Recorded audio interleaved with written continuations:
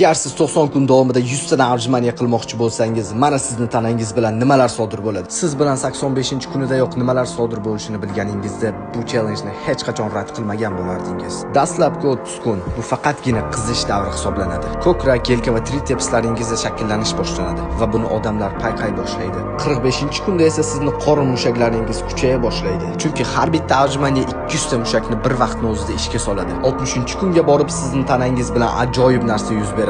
Tanangizdagi testosteron darajasi oshib, siz naqd yog' yo'qotish mashinasiga aylanasiz.